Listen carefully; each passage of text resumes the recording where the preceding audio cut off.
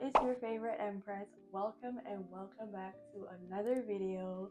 For those who are new here, I'm Ladanya and I'm Jamaican. I reside in Denver, Colorado, and I make videos about women's wellness, self-care, and my post-grad adventures while I prepare to go into my master's. I also document my journey in my fintech startup, which I am building for my home island, Jamaica. So if you're interested in any of that sort of content, make sure to feel me out by watching a few videos. And if you do like it here, make sure you subscribe and stay here. So in today's video, we're going to be talking about my lock journey, and I'm going to be sharing some tips with you for a smooth transition into your braid lock journey, because I have what you call braidlocs, which are a lot of times confused for sisterlocks, but they're called braidlocs because they're started with the method of braids, whereas sisterlocks are started a different way, and you have to be certified as a sisterlock technician to do sisterlocks. And the person who did my locks was just my cousin in Jamaica. It wasn't that serious. So I do not call them sisterlocks, they're braidlocks. I'm gonna be responding based on all the questions I received from my first video that I did. The video I did a year ago about what to expect when starting braidlocks.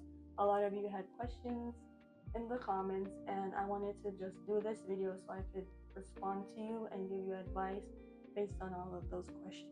Okay, so let's get into it. So from the top, we're gonna go over it again. What are braidlocks? Braidlocks are locks that are started with what you call in America braids, but in Jamaica we call them plaits.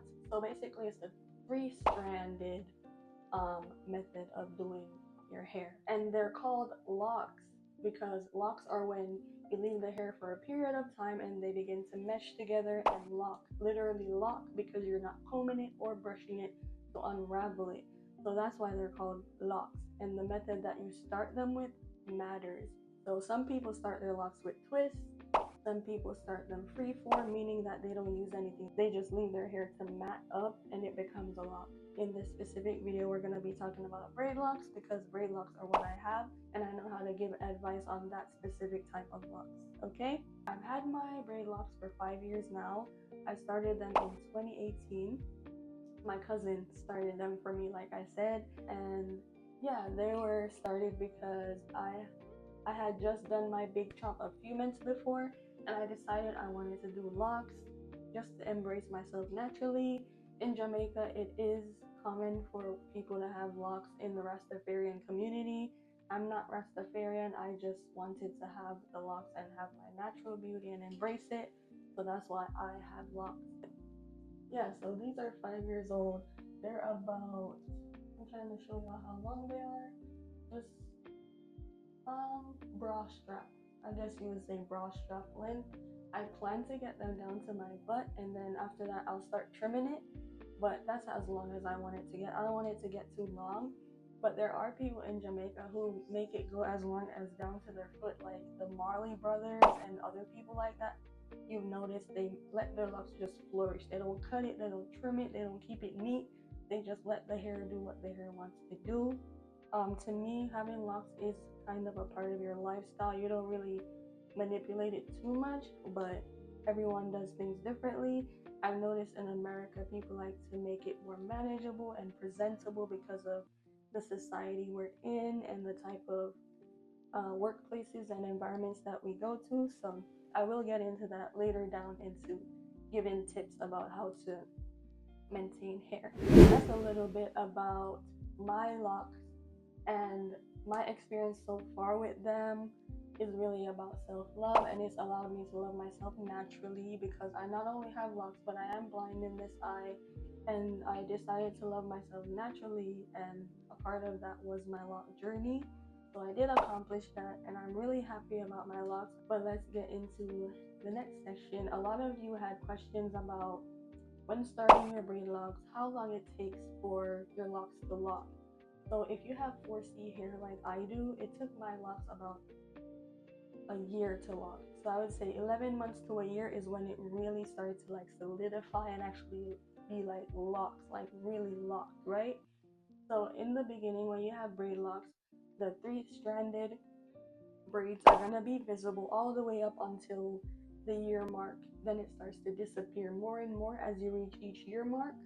It disappears more and more. But the pattern of the braids that you started with, they will be visible up to 11 months and a year.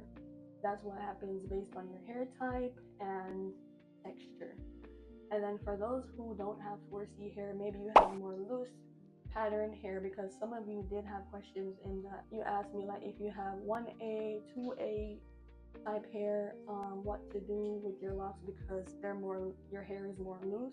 The methods I know are using beeswax, or they use like a crochet method to like actually like tie it together, but I'm not sure. You would have to really see a professional for that one because I can't speak on that hair type. I saw a lot of you mention in the questions that you had concerns in the beginning stages with your braids unraveling, because that's just what the braids will do at the end of the braids because it's so loose. Usually there's like just coils left at the end. Those coils will get loosened, but what you can do to help it is not play with your hair too much. I know that you're gonna want to be like, oh my god, is it locking? Like you're gonna want to touch it and like feel it all the time, but to prevent them loosening out, don't touch it too much. And the ones at the back usually will be the ones that do that the most, because some of us lay on our backs when we sleep, we have our hand right here, and that's just a common thing. All you need to do is braid it back or have your loctician do it for you,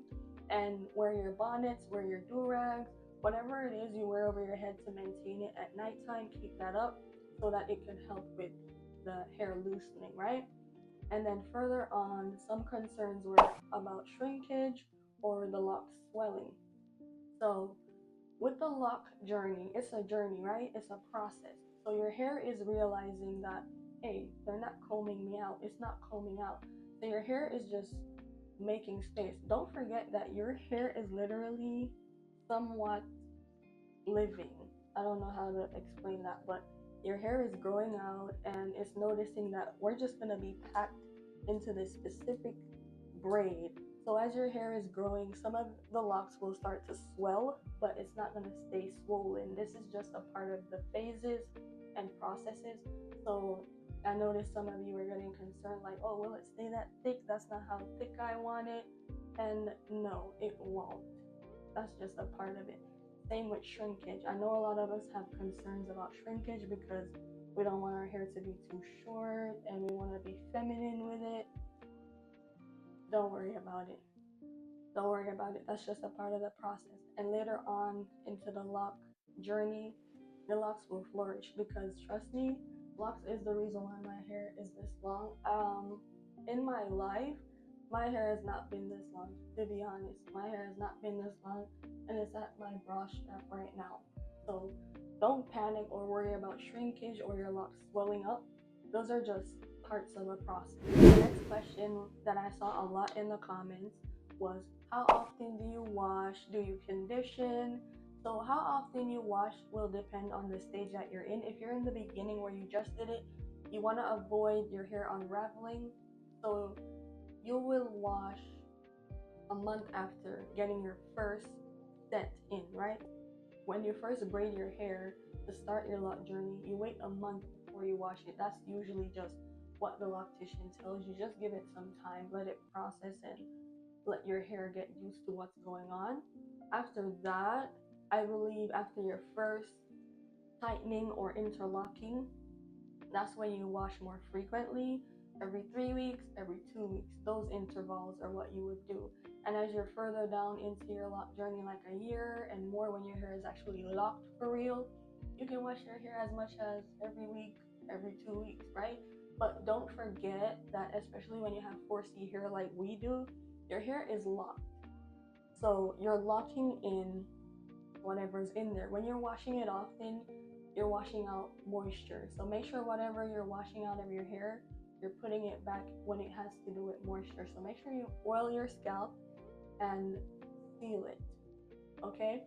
So whenever you do wash your locks, you spray it with rose water and you oil it with castor oil, you oil it with hemp oil, whatever oil you prefer. You use those oils and put in your hair. For me personally, I use castor oil. I also was using the growth oil in the beginning because I thought I wanted length more fast, but really, it made a little bit of a difference. But your hair can only grow so much, so use the oils that actually benefit you, like tea tree oil and castor oil. Those oils are really good to use on your scalp and your roots, just to help keep moisture into your hair. And every morning, what you will do is spritz it with some water or rose water. That's even better because it smells good, and I like how it smells. It's just a fresh, natural scent from the roses that are infused in that water. I like it a lot, and I use it often on my locks in the morning, even on my face, because it's a face mist as well. So those are things you can use to keep moisture and take care of your locks when you wash it. Okay.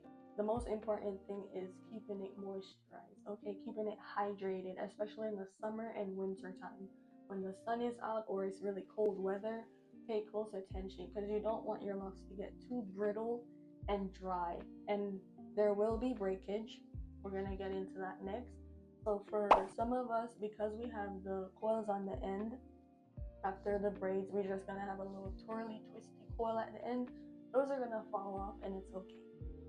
And then for some of us, because of traction alopecia, because a lot of us as African Americans, Africans, or black people, period, brown people too, a lot of us like to get like a snatched, sleek look when we do our ponytails or updos and stuff. We like for it to just be, really neat and good and tight. That's just what we do as a culture when we do our hairstyles. But we have to learn to be more careful and not manipulate our hair too much to the point where we're hurting ourselves or causing breakage in between our locks. I've had that happen a few times to some locks in the back. For example, this one, you see how this one's short? It's just growing back. It broke right here. There was like a gap in it because it started to break because I was doing a lot of ponytails at one point.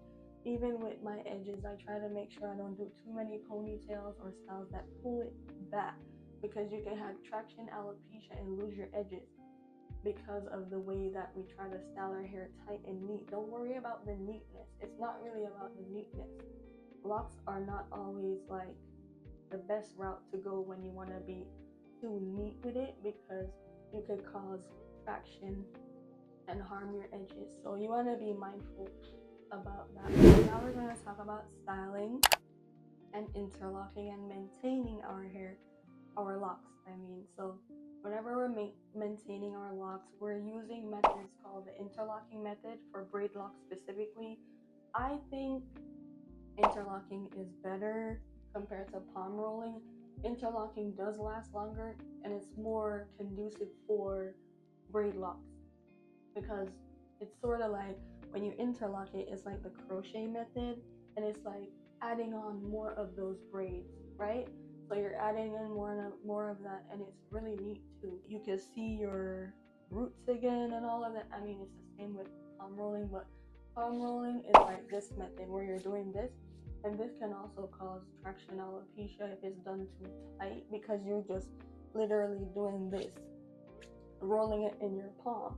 That's why it's called palm rolling, whereas the interlocking method is literally crocheting your hair into itself until you get the desired look. Interlocking is the method I use to tighten my locks. Right now, I do need to tighten, but I'm waiting another week. I tighten every 3 weeks to a month. Then further on with styling, there are going to be times where we get bored with our locks because we're women, we're people. We want to switch it up. We want to try new styles. If you ever want to try a new style, I've done it. I've done wigs. I've done braids. All you have to do is make sure that it's not too tight and it's not pulling your hair too much and it's the right size. And I tried to wig over my head in December for my graduation, and the wig cap ended up being too small because when my locks are bundled together, like braided down to put a wig on, it looks really thick because I have 4C hair. And because of that, we had to take a different route to get the wig to fit over my locks. So it was a little bit uncomfortable, and I ended up having to take the wig off earlier than I wanted to because I didn't want my edges to get too tight under there. It felt like this, just just uncomfortable, So you want to be mindful of that all the time, even when you're styling. I say that to say locks are very versatile. You can style it any way. You can put other styles over it. Just be mindful of what you're doing when you're doing that. And when you do put braids on, remember the length of your hair. Don't accidentally cut your hair. Like pay attention to all of that. But there are people who think that once you have locks, that's it. But no, you can always style it. The positive is you can always loose it out. It's gonna take a long time, right? It's gonna take probably 3 days to loose it out. If you want to go back to just having loose hair, you can do that. But you will have to cut the ends, and then someone will have to pick it up for you. Because of the method we did with the interlocking, you can easily comb it out. That's a possibility. So don't think you're stuck, or don't think that way. This is really a journey. Where I'm from in Jamaica, and in other cultures like those in Ethiopia, they see locks as a lifestyle. It's part of a religion. It's part of a culture. It's not just a hairstyle. So just be mindful of what you're doing and how you're doing it, right? And don't let politics or professionalism, classism, or whatever interrupt the way that you love your locks and do your locks. Your natural hair comes out of your scalp, and if it's too coily or too this or too that for your employer, maybe that's not the right environment for you. And yes, we're gonna go into this hair issue because I live in Colorado, where we have something called the Crown Act. I'm not sure if it's enacted across all the states in the US right now, but if you want to know more about the Crown Act, I'll link it in the description. The Crown Act is something that protects us as Black and brown people with our hair textures and types. Whenever we get certain jobs, there have been occurrences in the past where people would be like, oh, you have to change your hair so it could be more professional. For some reason, some institutions don't consider our hair professional for whatever reason, classism, racism, whatever. It doesn't matter, because now we have the Crown Act and different laws in place to make sure that we are treated fairly regardless of race, gender, and hair type, right? So read up and be mindful. Love yourself enough to educate yourself about these things, and enjoy your journeys. Whatever journey you go on, be proactive about it and mindful. Always remember that your wellness is your responsibility. Like, I preach that a lot on my channel. It's about you really getting up and advocating for yourself, regardless of what space you're in, because your well-being is about you being proactive about it. Okay? And I wanted to end with that. If y'all have any other questions about locks, braid locks specifically, just let me know in the comments. Like, if you want to know my specific conditioner or anything, I'll even link it down below so y'all can have it. But that's it for now. Make sure you give this video a thumbs up if you found it helpful, and I will definitely see y'all in the next one Sunday. Bye.